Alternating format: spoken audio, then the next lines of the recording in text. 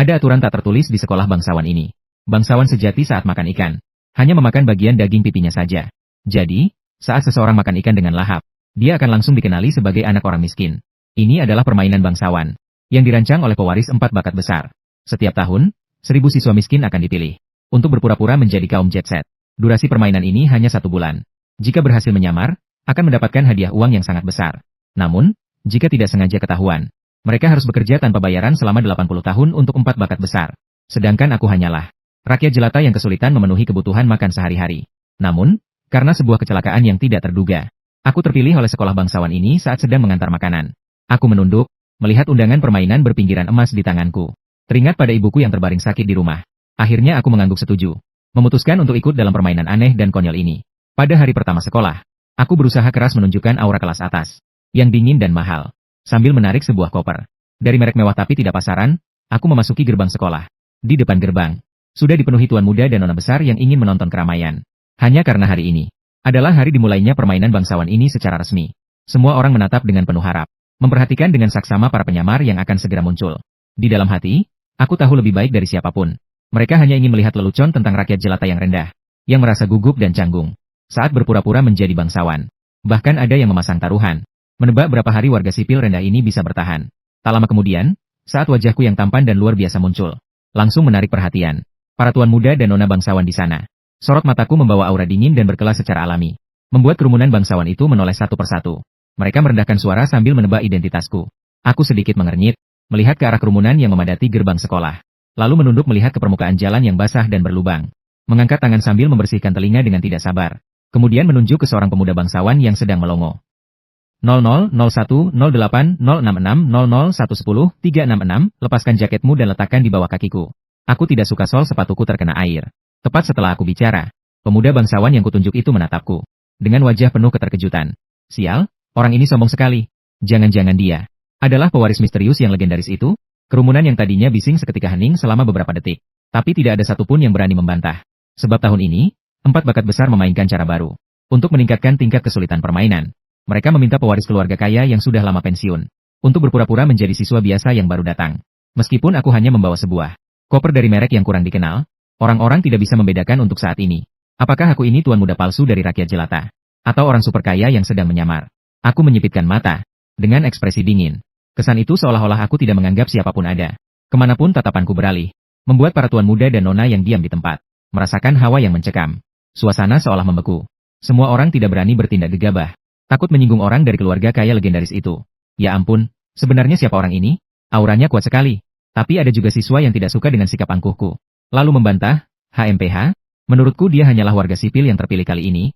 Hanya saja triknya sedikit lebih hebat dari yang lain. Aku berjalan ke arah gadis bangsawan, yang wajahnya penuh ketidakpuasan itu. Di bawah tatapan kaget semua orang, aku mengangkat tangan dan langsung menampar wajahnya. Apa katamu tadi? Lebih keras sedikit, aku tidak dengar. Selesai bicara, aku mengeluarkan sapu tangan dari saku, lalu menyekat tanganku dengan wajah jijik. Semua orang tidak menyangka aku akan langsung main tangan tanpa sepatah kata pun. Seketika mereka mulai berbisik-bisik. Gila! Dia itu putri dari Wei Dafu, orang yang masuk dalam 10 besar orang terkaya di dunia. Dia berani memukulnya? Bagaimana mungkin seorang pria memukul seorang wanita? Padahal dia hanya bicara sedikit saja. Sangat tidak sopan.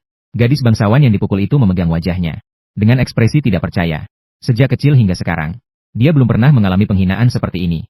Seluruh tubuhnya gemetar karena marah. Kau berani memukulku? Kau tahu siapa ayahku? Ayahku adalah Wei Dafu, 10 besar orang terkaya di dunia. Menyinggungku? Kau tamat. Aku sama sekali tidak memedulikan ancaman gadis itu. Aku melangkah untuk melewatinya dan pergi. Gadis bangsawan yang selalu dipuja-puja itu. Kapan pernah diabaikan seperti ini? Dia tiba-tiba mengulurkan tangan dan menarik ujung baju si pemuda. Berhenti. Siapa yang mengizinkanmu pergi? Tiba-tiba terdengar bunyi kelang. Sebuah kartu hitam emas dengan corak emas jatuh ke lantai. Siswa yang bermata jeli langsung menyadarinya. Dengan wajah kaget menunjuk ke lantai. Kalian lihat, benda apa itu? Semua mata tertuju pada kartu hitam emas itu. Ini Black Card. Black Card yang hanya ada 3 di dunia. Suara seruan kaget terdengar dari sekeliling.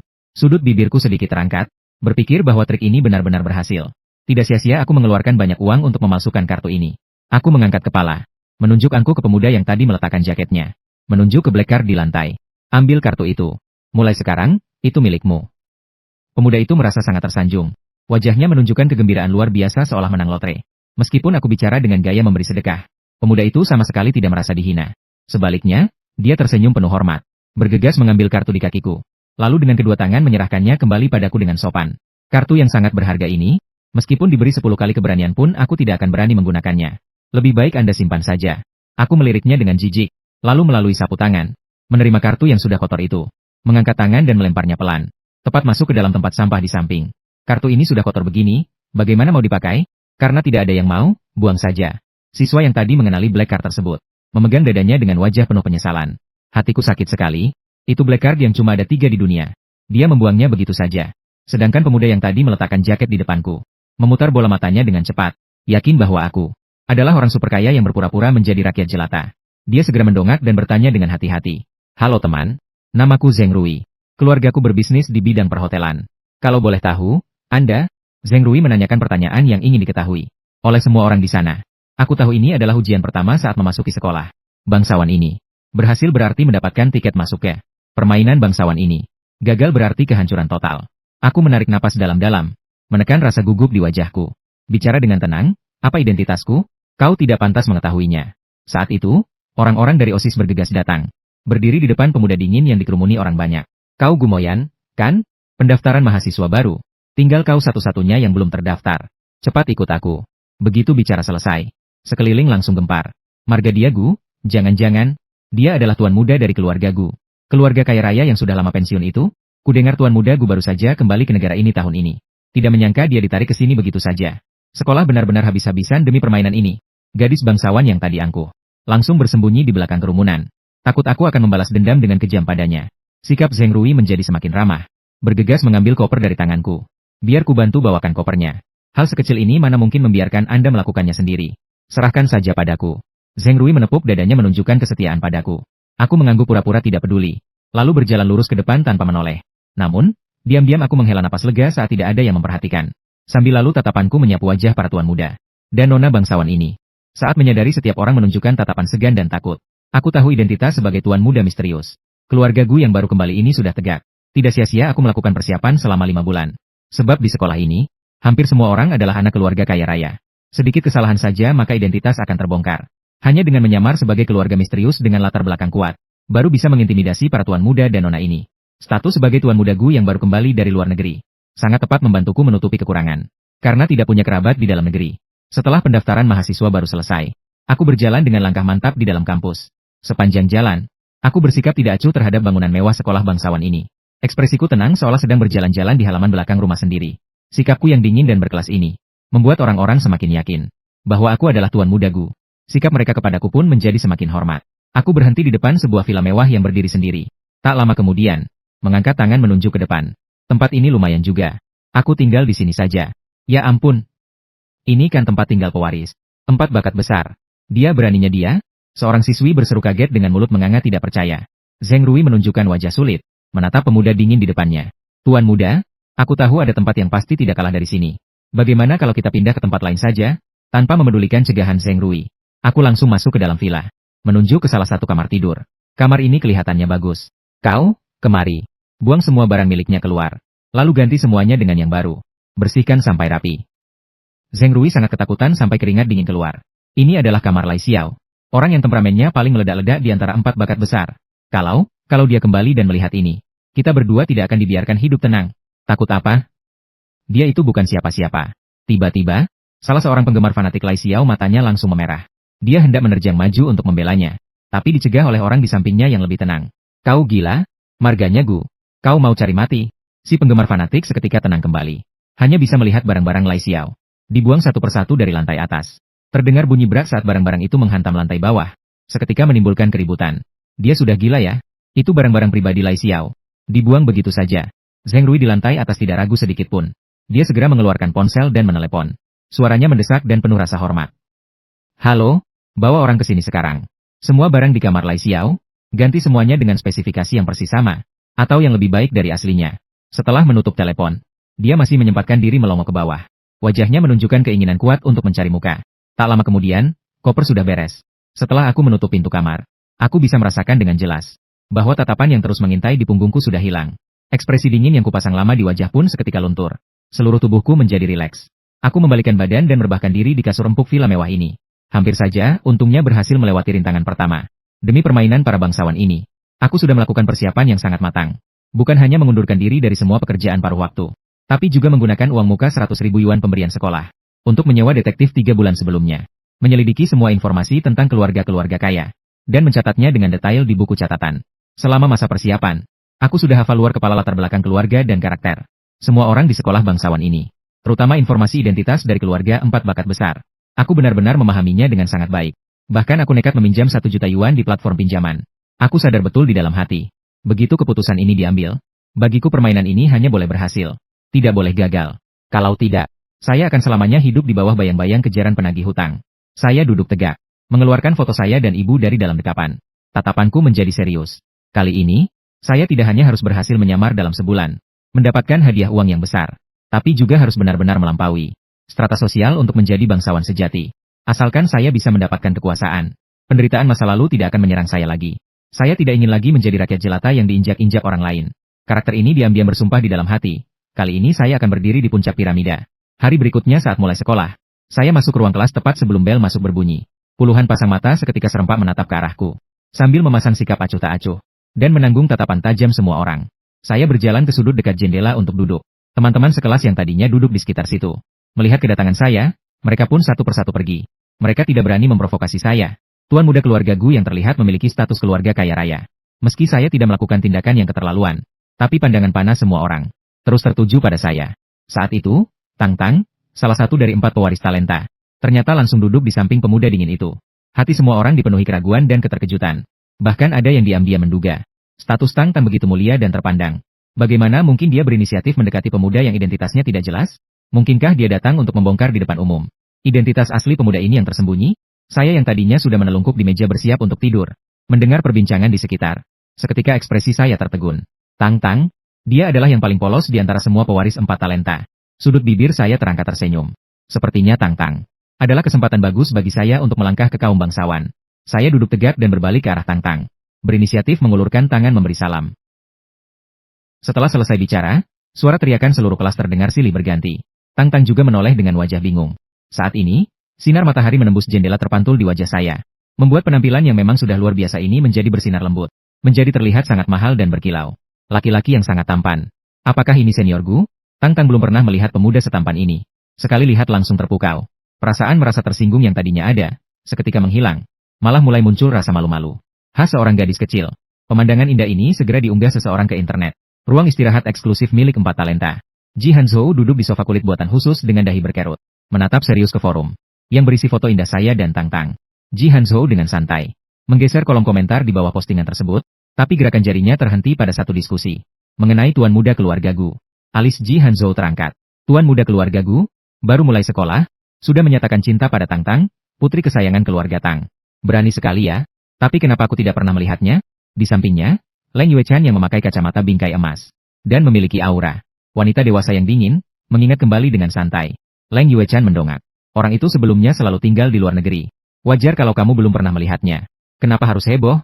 Tanpa sengaja dia melihat lebih dekat foto pemuda dingin itu di forum. Matanya sekilas menunjukkan keterkejutan. Dia diam-diam mengepalkan tangan, tapi tetap bersikap seolah tidak terjadi apa-apa. Ji Hanzhou menatap foto di ponselnya. Masih merasa aneh. Bahkan jika itu adalah keluarga kaya papan atas yang sudah lama menyepi, tidak mungkin tidak ada informasi sedikit pun. Ji Hanzhou menunjukkan ekspresi bingung, yang benar-benar memicu rasa penasaran Lai Xiao yang tadinya bosan di sampingnya. Lai Xiao segera maju merebut ponsel dari tangan Ji Hanzhou, ingin melihat rupa orang yang membuat Ji Hanzhou yang biasanya tenang menjadi seperti itu. Ji Hanzhou yang tidak waspada seketika ponselnya direbut oleh Lai Xiao. Sebelum dia sempat bereaksi, Lai Xiao sudah melompat duduk ke sofa di sisi lain. Dia membuka ponsel dan memperbesar foto pemuda dingin itu.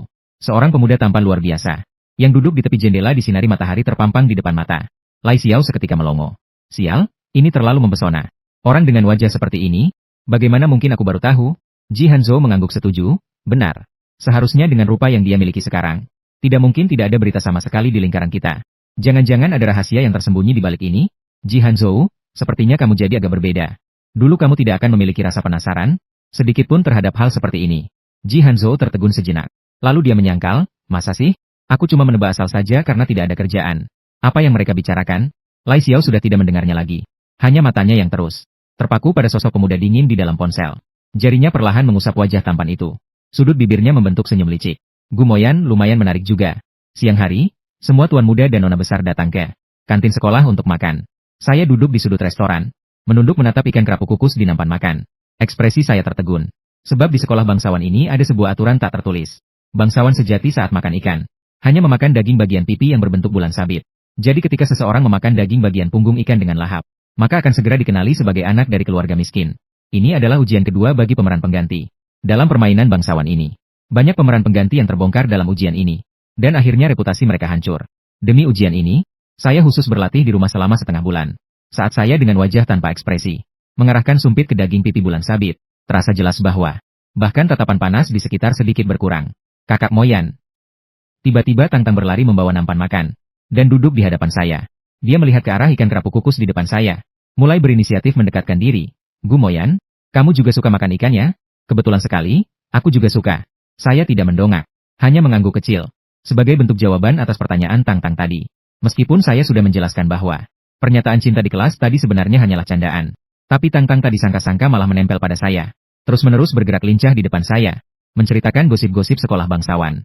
Saya terhanyut dalam suasana santai yang diciptakan Tangtang, dan perlahan-lahan menurunkan kewaspadaan. Sumpit saya yang mengarah ke ikan kerapu hampir saja mengambil daging punggung ikan tanpa sengaja. Dalam hati saya tersentak kaget, keringat dingin seketika muncul di pipi. Meskipun sudah berlatih keras selama setengah bulan, tapi kebiasaan memakan daging punggung ikan selama belasan tahun sebelumnya adalah insting orang miskin. Tangtang melihat tindakan saya dan segera mencegah saya. Tunggu, bagian daging punggung ini tidak boleh dimakan. Jangan ambil daging punggung ikan. Kamu mungkin tidak tahu karena baru kembali ke negara ini. Sekolah kami punya aturan tak tertulis. Makan ikan hanya boleh makan daging pipi bulan sabit. Kalau tidak, kamu akan dianggap sebagai anak dari keluarga miskin. Dia mengira saya belum paham aturan lingkaran ini karena baru pulang dari luar negeri, dan berbaik hati mengingatkan.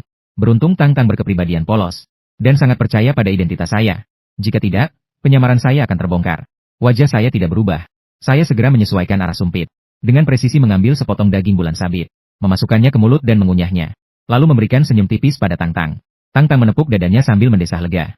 Aku tahu, mana mungkin kakak Gumoyan mau memakan daging punggung ikan? Ternyata tadi itu karena takut mubazir ya. Kakak Gumoyan benar-benar sangat lembut. Sepertinya aku benar-benar mulai menyukainya. Lantai 2. Restoran eksklusif 4 talenta. Lai Xiao menangkap pemandangan saat saya hampir mengambil daging punggung tadi. Dia memasang senyum yang penuh arti. Dia menatap Ji Hanzhou di hadapannya. Ji Hanzhou sedang menggoyangkan gelas anggur merah di tangannya. Hanzhou, apakah kamu melihatnya? Dia ternyata ingin makan daging punggung ikan. Gumoyan tadi itu ternyata ingin makan daging punggung ikan. Tatapannya menyelidik ke arah pemuda dingin di lantai bawah. Sambil bicara, Lai Xiao tiba-tiba berdiri dan berjalan ke lantai bawah. Saat ini, saya sedang duduk di meja makan menikmati hidangan dengan elegan. Tiba-tiba sesosok bayangan gelap menghalangi satu-satunya lampu kantin. Saya dan Tangtang serentak mendongak. Yang terpampang di depan mata adalah penampilan Lai Xiao yang tampak ugal-ugalan. Dia menunduk melihat nampan makan saya. Ikan kerapu yang daging bulan sabitnya sudah dimakan sebagian besar. Dia tersenyum memprovokasi. Tuan muda Gu, apa yang sedang kamu makan ini? Lai Xiao dengan santai menarik kursi di samping dan duduk secara serampangan di seberang saya. Wajahnya memancarkan aura liar yang tidak terkendali. Dia mendorong nampan ikan kerapu menjadi lebih dekat. Kenapa? Kamu tidak berani? Atau karena sudah terlalu lama tinggal di luar negeri sehingga sudah terbiasa?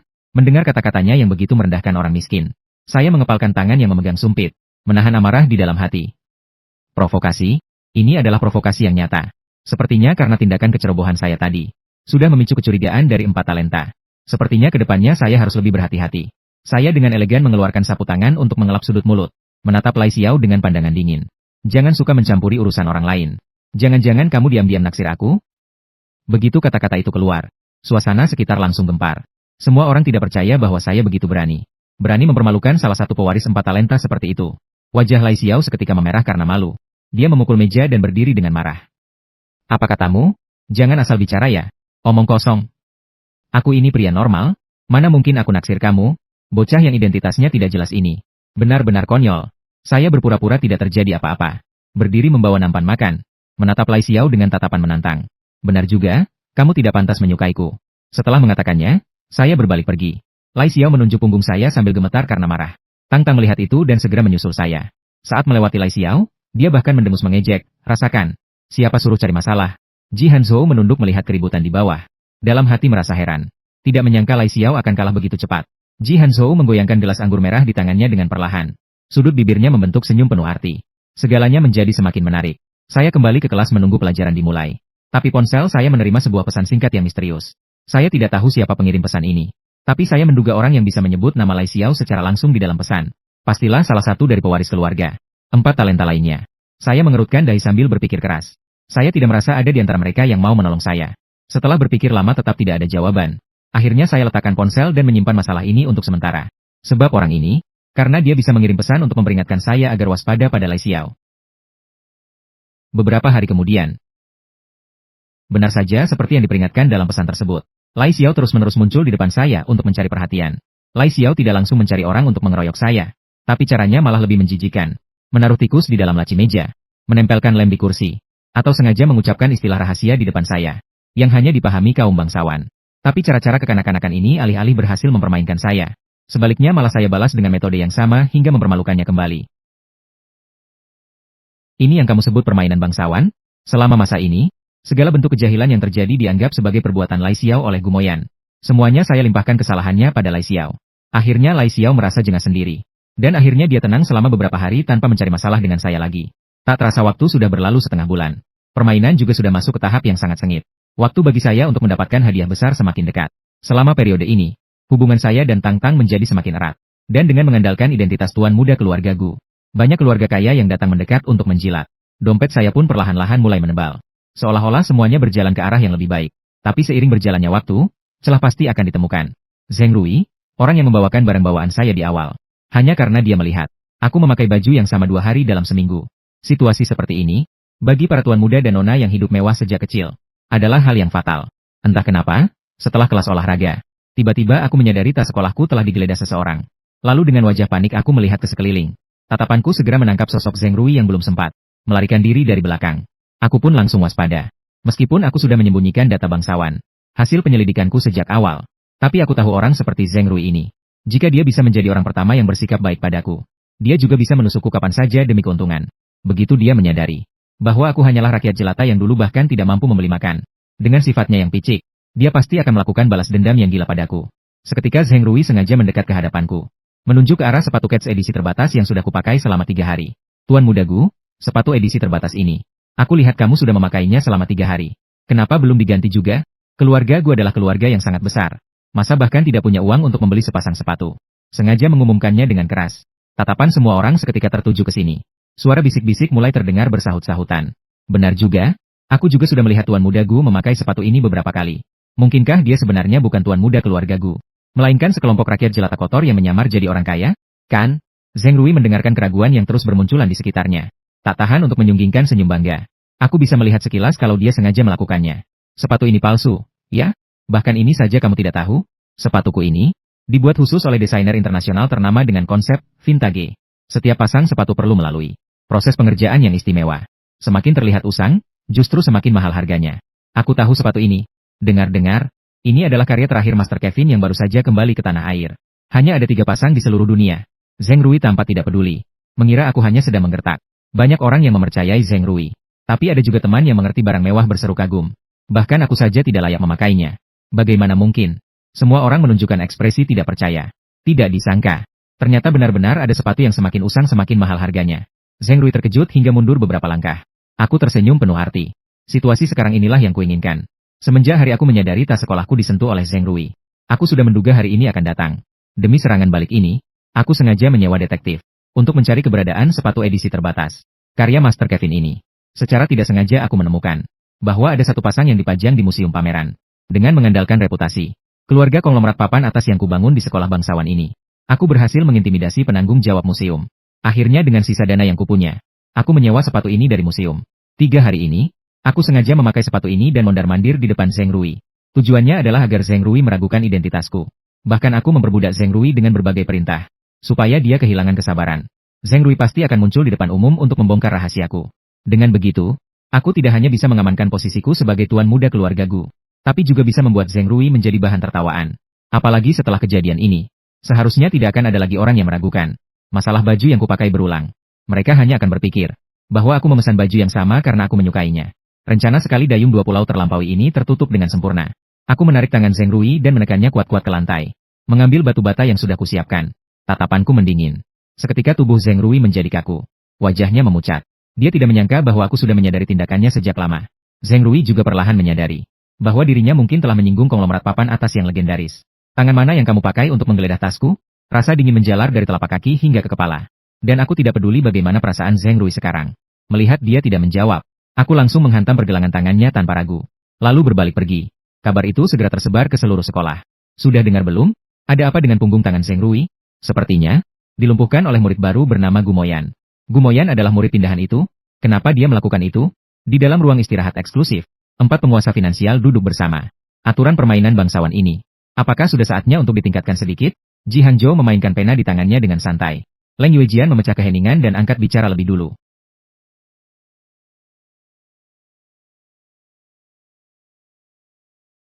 Benar, sepertinya sudah saatnya menambah tingkat kesulitan. Membosankan sekali. Kalian, berdiskusi saja. Aku mau pergi mencari kakakku Gumoyan. Tang Tan tidak menyukai apa yang disebut permainan bangsawan ini. Dia berdiri dengan tidak sabar dan pergi setelah mengatakannya. Lai Xiao saat mendengar nama Gumoyan, seulas kelicikan melintas di matanya. Ujung bibirnya menyunggingkan bahaya yang tidak ramah mengenai permainan. Sebenarnya aku punya satu ide bagus. Lai Xiao mendekat ke telinga kedua orang itu dan berbisik. Pasti akan membuat si Gumoyan itu terjepit. Menarik. Tak lama kemudian kritikan Lai Xiao kepadaku. Meskipun Leng Yuejian di permukaan tidak setuju dengan trik kekanak-kanakan itu. Namun dia tetap mengangguk setuju. Aku setuju. Saat ini aku sedang berbaring di atas tempat tidur besar yang empuk di kamar. Dengan wajah penuh kegundahan menatap sisa saldo yang hampir habis di ponsel. Meskipun aku berhasil mengatasi krisis. Terbongkarnya rahasia oleh Zheng Rui secara cerdik. Tapi itu juga membuat dompetku benar-benar menipis. Sekarang hal yang paling mendesak bagiku adalah mencari cara untuk mendapatkan uang. Karena sampai permainan berakhir, masih ada waktu sekitar 1 minggu lagi. Saat aku sedang bingung memikirkan cara mencari uang, ponselku berbunyi menandakan pesan masuk. Aku membuka pesan suara yang dikirim di grup kelas. Jumat depan malam, sekolah akan mengadakan perjamuan tahunan untuk murid baru. Pada saat itu, setiap murid baru wajib membawa benda pusaka yang mewakili identitas keluarga dan memberikan penjelasan. Seketika aku terduduk kaget dari tempat tidur, menatap layar ponsel. Waduh, aku yang tumbuh di pemukiman kumuh. Di mana aku bisa menemukan benda pusaka yang bisa mewakili identitas keluarga? Bukankah rahasiaku akan terbongkar dalam sekejap? Aku tertunduk merenung. Ini jelas merupakan jalan buntu bagi para penyamar. Sebelumnya sekolah bangsawan tidak pernah punya aturan seperti ini. Mungkinkah kesabaran mereka sudah habis? Atau apakah mereka sudah menyadari sesuatu? Namun bagaimanapun juga, hal yang terpenting sekarang adalah bagaimana melewati krisis ini. Saat aku sedang mondar-mandir dengan cemas, nomor asing yang sebelumnya kembali mengirimkan pesan singkat. Melihatku menatap pesan singkat ini cukup lama. Akhirnya aku memutuskan untuk memenuhi janji tersebut. Hanya karena ini adalah satu-satunya sedotan penyelamat bagiku. Untuk terus menyamar sebagai bangsawan. Malah mulai turun secara perlahan. Aku pergi ke atap sekolah tepat waktu sesuai perjanjian. Tapi di luar dugaan, aku melihat sosok yang tak terduga. Leng Yuejian berbalik dan berjalan ke arahku. Angin sepai-sepai meniup helai rambutnya. Di malam yang sunyi ini, bahkan suara, tuk-tuk, dari sepatu hak tingginya bisa terdengar. Leng Yuejian melihat ekspresi terkejutku. Dia pun tertawa kecil. Kenapa? Melihatku kamu merasa heran? Aku menyembunyikan ekspresi terkejutku. Melepaskan penyamaran sebagai keluarga kaya. Menunjukkan jati diriku yang paling jujur. Lagi pula, karena Leng Yuejian bisa mengirimiku pesan singkat seperti itu. Dia pasti sudah menyelidiki identitasku dengan sangat mendalam. Semua penyamaran pun menjadi tidak ada gunanya. Aku menatap Leng Yuejian yang cantik menawan di hadapanku. Lalu menggelengkan kepala. Aku hanya sedikit tidak mengerti. Kenapa kamu membantuku? Leng Yuejian mengeluarkan sebuah liontin giok dengan ukiran lambang keluarga Gu. Menyerahkannya padaku. Ini adalah liontin giok pribadi tuan muda keluarga Gu. Hanya saja ini barang tiruan. Tapi kalau cuma untuk membodohi sekumpulan tuan muda keluarga aneh yang tidak pintar itu, sudah lebih dari cukup. Aku tertegun sejenak. Belum sempat mengulurkan tangan untuk menerimanya. Leng Yuejian melihat hal itu. Menarik tanganku dan menjejalkan liontin giok itu ke telapak tanganku. Terimalah, ini anggap saja sebagai ucapan terima kasih. Karena kamu 10 tahun yang lalu hampir mati demi menyelamatkan gadis kecil di gang itu. Begitu kata-katanya terucap, pikiranku seketika berkecamuk. Tiba-tiba teringat 10 tahun yang lalu. Bertemu dengan gadis kecil malang yang dikepung oleh para preman di sebuah gang. Bertemu dengan kejadian di mana aku bisa menjadi pahlawan bagi si cantik. Aku pun langsung maju tanpa ragu sedikit pun. Tapi aku tetap kalah jumlah. Meskipun gadis kecil itu berhasil lolos dari cengkeraman para preman. Namun aku juga dipukuli hingga sekujur tubuhku penuh luka. Tiba-tiba, suara dingin Leng Yuejian memutus lamunanku. Aku kembali tersadar dan menerima liontin giok yang diberikan Leng Yuejian. Aku melemparkan senyum yang paling tulus kepadanya.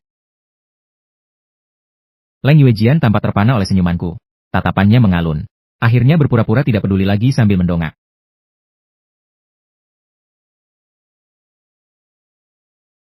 Setelah selesai bicara, Leng Yuejian berbalik pergi. Suara sepatu hak tingginya pun semakin lama semakin menjauh. Hanya menyisakan aku sendiri yang terpaku di tiup angin. Aku berjalan ke tepi atap, menunduk sambil menggenggam erat liontin giok di tanganku. Kemudian aku memandang seluruh pemandangan sekolah bangsawan ini di malam hari. Dalam hati aku diam-diam bersumpah. Aku pasti akan membangun duniaku sendiri di sini. Dan membuat semua orang menghormatiku. Di sebuah villa pribadi. Seseorang mengirimkan paket anonim kepada Ji Hangzhou. Dia duduk di sofa ruang tamu, membukanya dengan santai, yang di dalamnya berisi foto-foto Gumoyan yang sedang mengantar makanan di bawah hujan, dan berbagai foto saat dia bekerja paruh waktu. Ji Hangzhou yang sedang membolak-balik foto tersenyum penuh minat. Sepertinya tuan muda keluarga Gu ini menyembunyikan banyak rahasia. Esok harinya di sore hari, aku mengetuk pintu dan masuk ke ruang istirahat eksklusif milik 4 penguasa finansial. Di dalam ruangan yang luas ini, hanya ada Ji Hangzhou seorang diri yang duduk di atas sofa. Aku berjalan ke hadapannya. Ji Hangzhou melemparkan setumpuk fotoku saat bekerja paruh waktu dari samping. Sambil menginterogasi, coba katakan, ini semua apa? Aku sama sekali tidak merasa heran Ji Hangzhou mengeluarkan foto-foto ini. Aku tahu betul bahwa pengalaman-pengalaman ini tidak mungkin bisa dihapus. Jadi aku sudah menyiapkan alasanku sejak awal. Ini hanyalah untuk merasakan pengalaman hidup saja. Hanya dengan benar-benar mengetahui apa yang dibutuhkan oleh kelompok orang itu, baru bisa sepenuhnya mengendalikan mereka di dalam genggaman.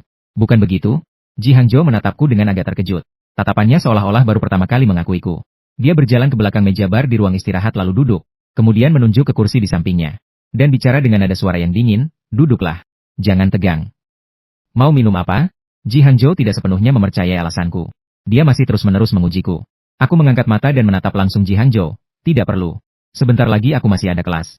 Kamu mencariku hari ini? Pasti bukan cuma karena masalah konyol seperti ini, kan? Kalau begitu, aku tidak bisa menemanimu. Sambil bicara, aku pun berbalik hendak pergi. Ji Hangzhou bersuara untuk mencegah, tunggu dulu. Jangan buru-buru. Aku menghentikan langkah kakiku yang hendak pergi. Merasa senang dalam hati. Aku tahu aku sudah berhasil melewati rintangan ini. Aku menyembunyikan rasa senang di ujung bibirku dengan ekspresi dingin. Berbalik dan menatap Ji Hangzhou yang duduk di meja bar. Ada apa? Dia berjalan ke arahku dengan langkah yang tenang dan tidak terburu-buru. Mengeluarkan kartu hitam tanpa limit dan menyerahkannya padaku. Tadi aku sudah tidak sopan. Kartu hitam tanpa limit ini, anggap saja sebagai permintaan maafku. Aku menatap kartu hitam yang ada tepat di depan mata. Berusaha keras menahan godaan uang tersebut. Berpura-pura marah dan menginterogasi, Tuan Muda Ji. Apa maksudmu dengan ini? Keluarga Gu kami tidak kekurangan uang recehmu ini. Dia malah tertawa terbahak-bahak. Menarik. Kamu benar-benar tidak membuatku kecewa. Dia mengeluarkan kartu undangan yang sudah disiapkan sejak lama dan memberikannya padaku. Malam ini ada perkumpulan balap mobil. Apakah kamu punya keberanian untuk ikut? Tanpa ekspresi aku menerima kartu undangan dari tangan Ji Hangzhou. Padahal sebenarnya dalam hati aku merasa sangat gugup. Hanya karena aku adalah pengemudi pemula yang bahkan ujian SIM-nya saja harus mengulang 3 kali baru lulus. Tetapi aku tahu aku tidak boleh menolaknya. Kartu undangan ini adalah tiket masuk pertamaku untuk masuk ke dalam lingkaran bangsawan. Jika menolak, semua upayaku sebelumnya akan sia-sia. Jam 10 malam. Aku duduk di dalam mobil mewah Ji Hangzhou. Melewati jalan pegunungan yang berkelok-kelok. Aku melihat keluar jendela. Terlihat di kedua sisi jalan adalah jurang yang dalamnya tak terlihat. Sedikit saja lengah, mobil akan hancur dan orangnya tewas. Segera, mobil berhenti di tempat berkumpulnya para pecinta balap liar. Begitu mobil Ji Hangzhou muncul, seketika menarik perhatian seluruh lapangan. Kemudian, semua orang mendapati bahwa yang membuka pintu dan turun bukan Ji Hangzhou, melainkan orang asing yang namanya tidak dikenal. Seketika mereka menatapku dengan wajah penuh rasa ingin tahu. Siapa dia?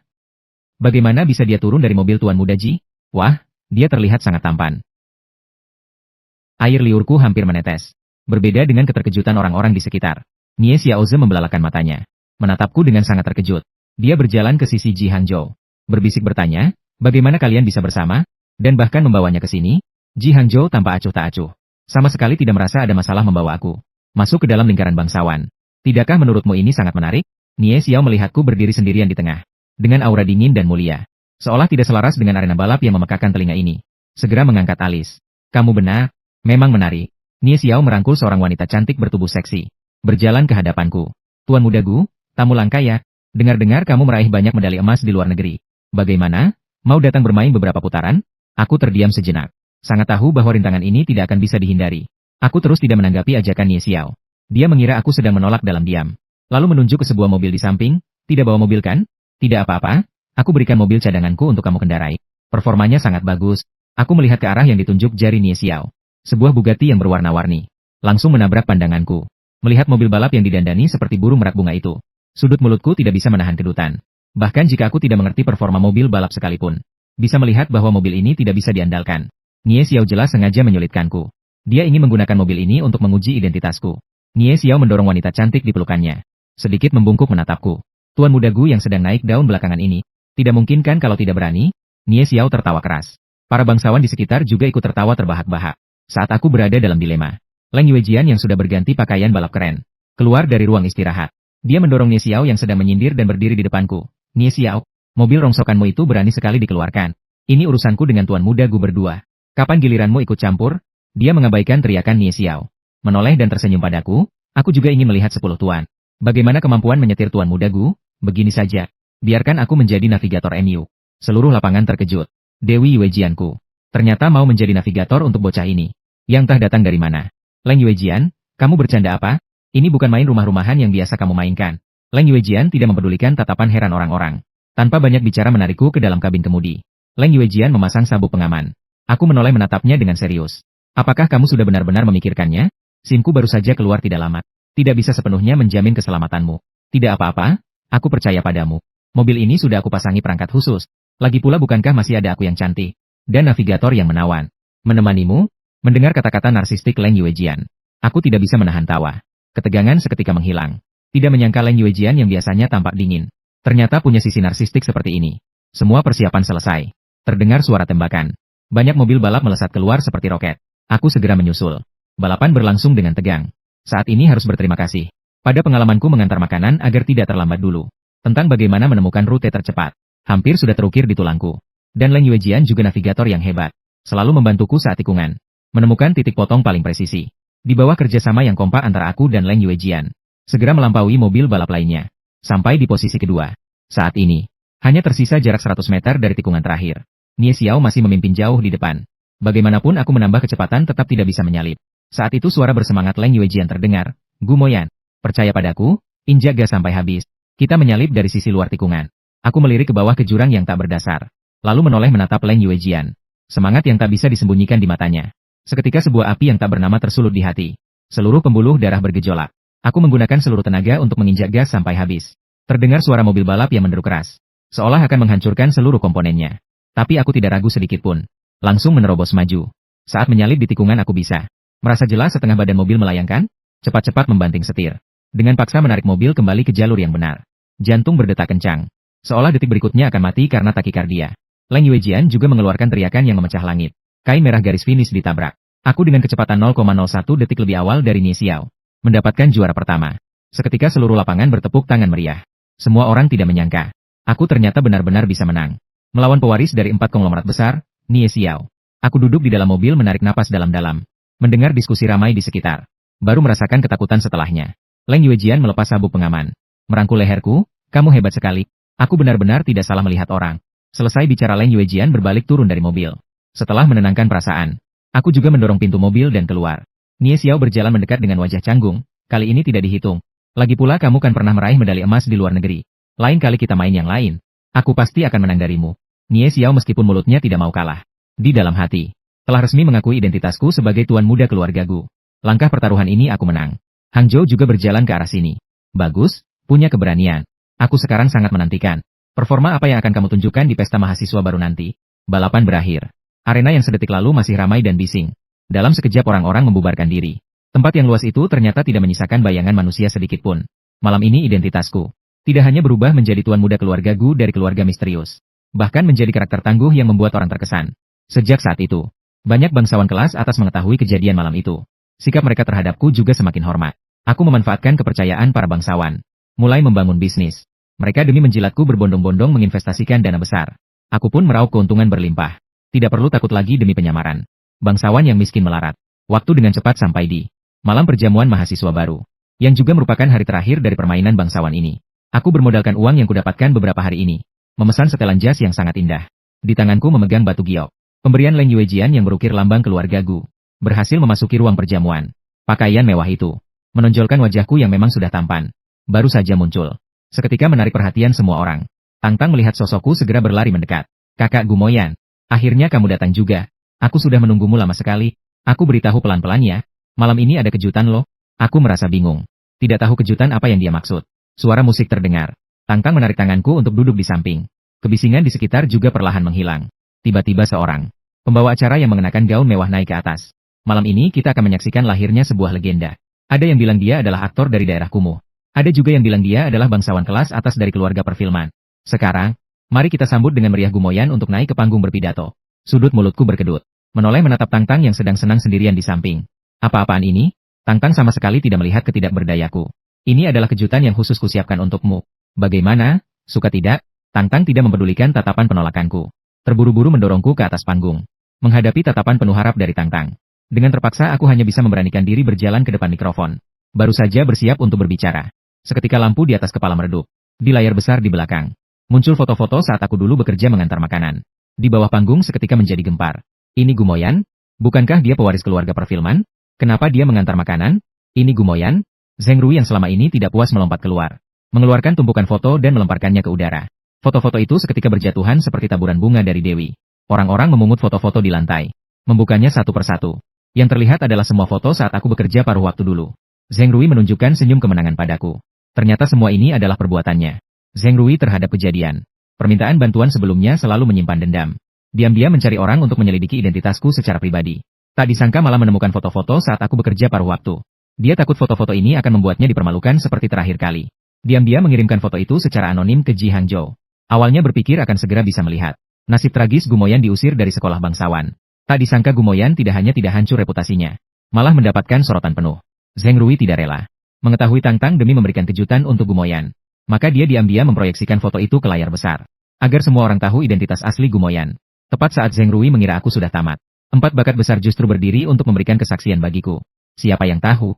Bukan ini hasil rekayasamu karena iri pada Gumoyan? Memangnya kamu siapa? Berani bicara seperti itu. Berani berbuat curang di pesta mahasiswa baru. Pengawal, usir dia keluar. Para pengawal di samping menyeret Zheng Rui yang terus memaki. Dan melemparkannya keluar dari ruang perjamuan. Orang-orang melihat 4 bakat besar bersuara untuk membela. Semuanya pun percaya akan hal itu. Bahwa ini hanyalah rasa iri Zheng Rui yang sedang beraksi. Pada saat ini aku tiba-tiba tersadar. Bahkan di depan bukti yang nyata sekalipun. Masih kalah dengan beberapa kalimat dari keluarga bangsawan. Aku berjalan keluar dari ruang perjamuan. Melihat 4 orang itu menunggu di depan pintu. Ji Hangzhou yang pertama kali membuka suara. Gumoyan, aku secara resmi mengundangmu bergabung dengan kami. Apakah kamu bersedia? Waktu baru saja melewati jam 12. Ponsel mengeluarkan suara notifikasi pesan. Pada waktu yang tidak tepat, aku menunduk melihat ponsel. Saldo sudah masuk sebesar 100 juta. Sudut bibir terangkat dengan lengkungan puas. Aku mendongak. Berjalan dengan tegap ke arah 4 pewaris bakat besar. Saat ini bukan